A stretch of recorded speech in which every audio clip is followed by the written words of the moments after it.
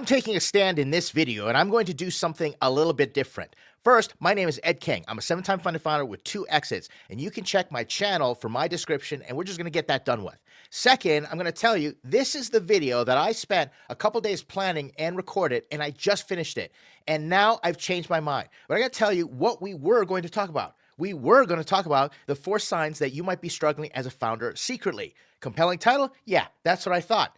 And what was important is that I wanted to share with you these things because investors can see this a mile away. They can see this behavior, and that's why you might not even know that you're doing it. Yeah, we were going to talk about that. We're going to talk about the distorted reality that startup founders tend to face when they're just getting everything from social media, from influencers. And I see the comments, and I was going to bring this up based on my experience of watching certain founders react to each other, watching founders react to me, and watching just general commentary and what happens there on social media. And I was going to tell you that the reality that you see on social media about startups is just not the reality, and how all the systems are designed to get you into that spot where you're just getting gobbled up for your attention. I was going to talk about that.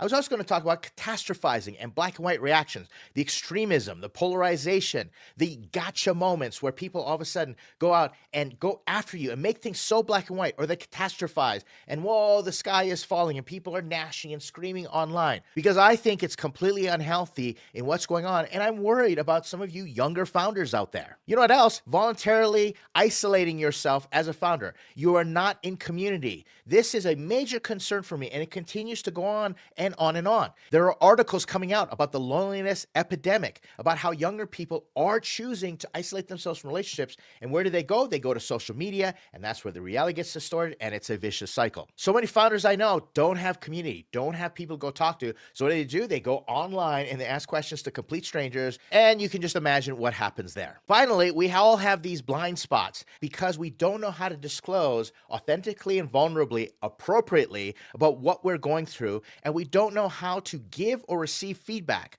A lot of comments online is providing feedback that's very negative, that's only designed to get your attention, only designed to rage bait you into a reaction so it can keep more of your attention. But also, we don't know how to take constructive feedback. God forbid someone presents a contrarian or even nuanced opinion out there that doesn't go with the common narrative, that makes everybody else totally dogpile on them. I've seen it happen. It's happened to me, and it sucks. And I'm probably going to get dragged for this by my share of trolls and haters that come online, social media, comment on all my stuff. But mental health is a thing, and I'm always transparent. I'm telling you that if I didn't have to be on social media, I wouldn't be on social media, because it affects me on a daily basis. And if it affects me, and I'm old and experienced, and I have a certain amount of resilience, how much are other founders going through it? So that's why it's important to get your blind spots taken care of by the other steps, such as community. And you can get feedback, the right feedback, by sharing what is going on with you. And that's what I always want to encourage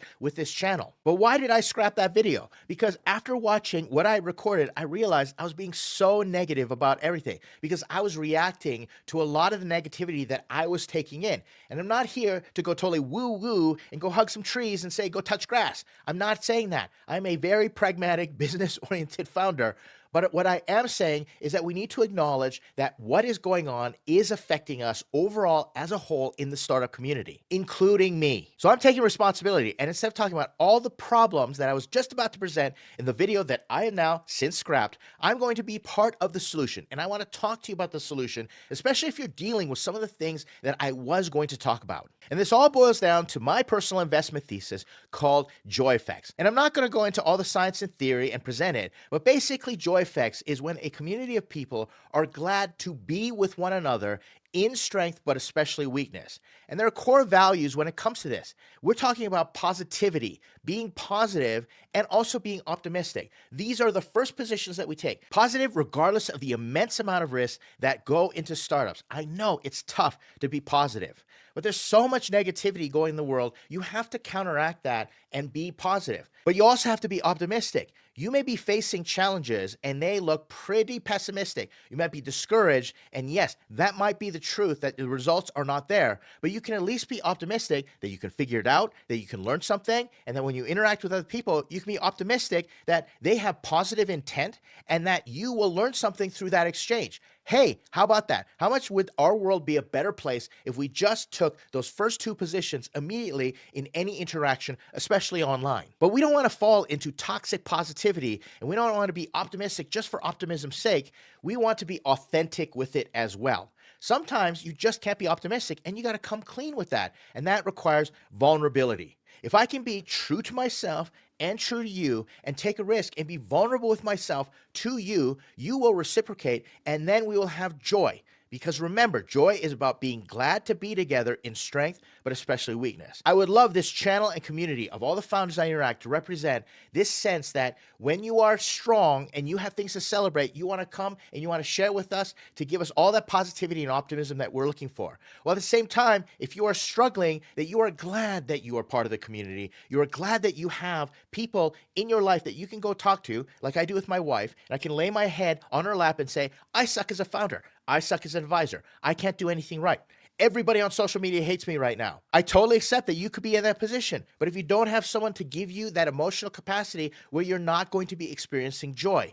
And although we are interacting kind of one way, you might leave some comments, which I hope you do, but I'm droning on to you via video. We can still share these values so you can take them, that you can go make a difference instead of contributing to all the negativity that we see out there. So I'm making a commitment to you. If I go negative on this channel, then call me out on it and say, Ed, want to remind you of JoyFX, because I know it wears me down and sometimes I can go hard in the paint on some of my videos.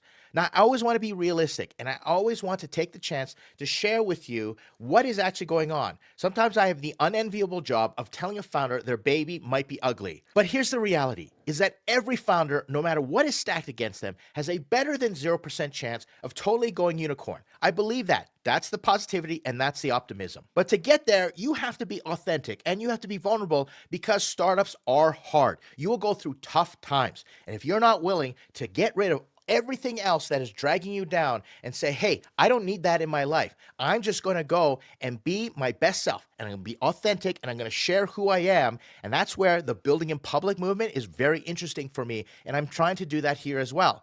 But you have to do all that and let that go so you don't have any of that drag, so you can shoot in that atmosphere. Because just like a rocket going and punching through the atmosphere, you're going to face resistance. But after you get through that resistance, smooth sailing right from there, and that's what I'm looking forward to, and that's what I want to share with all of you. Will it suck? Absolutely. Will there be days that you want to give up? 100%. But remember, if you're a founder and you said, I'm going to do a startup, you could have gotten a regular job anywhere else. You could have just been a regular working Joe or Jill, made your money, invested it, and figured out your financial freedom in other ways. There are way better ways to make money. But instead, you signed up for this, and so did I, and we're here for each other. That's it for this video. Stick around as I try and intersperse with all the practical advice, all the technical tips that I'm going to give you. I'm going to try to intersperse JoyFX in everything that I do, prove my own investment thesis, because I want to invest in companies that have JoyFX built in. And that's the reason I've been working towards this theory and creating these opportunities through channels like this. But it's time I take a stand, and I hope you take a stand with me.